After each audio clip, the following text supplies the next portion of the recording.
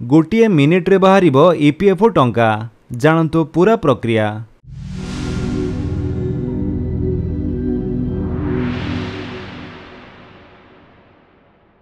घरोई company रे किंबा चुक्तिभित्तिक काम करुथिबा प्राय अधिकांश कर्मचारी ईपीएफओ अकाउंट रहिथिबा उचित।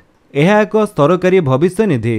यह छड़ा कर्मचारी अचानक आवश्यकता हेले मध्य एथिरो टंका उठाई निज काम रे लगाई परिबे।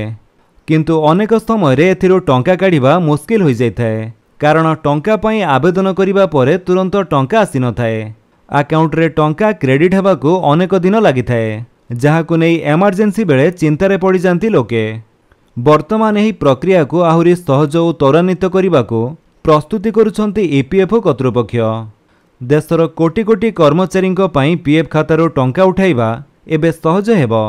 चलित वर्ष एथिरे एक बड़ परिवर्तन आसिबाकू जाउछि। कर्मचारी भविष्य निधि संगठन खूब शीघ्र ईपीएफओ 3.0 प्लाटफॉर्म लॉन्च करबाकू जाउछि।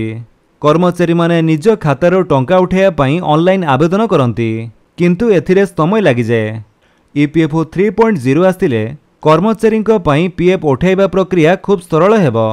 एथिरे कर्मचारी माने निजर यूएन नंबर को आधार सहित लिंक करिबा परे एटीएम रु सीधा सड़क टंका उठाई परिबे।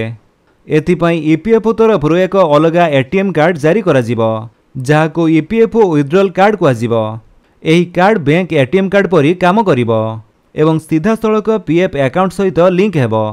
अर्थात जेमिति साधारणतः आमे एटीएम रु टंका उठांती, सेहीपरि एही कार्ड रु मध्य सहजरे टंका उठाई परिबे।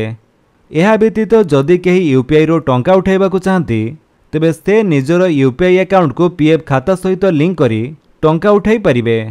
तेणु एथिरे लोकंक ईपीएफ रो टंका उठाइबा टेंशन जीवो। निज टंका अति सहजरे और सरल उपाय रे उठाइबा सह कामरे लगाई परिबे बोली आलोचना हेउछि। तो फ्रेंड्स, ये थिला आपनको पई किछि अपडेट। जदि आपनको अपडेट भल लागितले आपण वीडियो को लाइक कर दियंतु, आपनको सांगन भितर शेयर करी जणांतु। आउ जदि आप चैनल नुआ चैनल को सब्सक्राइब करी बेल आइकन दबाई ऑल नोटिफिकेशन कर दियंतु, ताकि जेतेବେଳେ वीडियो अपलोड करिवे आपण देखि परिबे। Thank you for watching.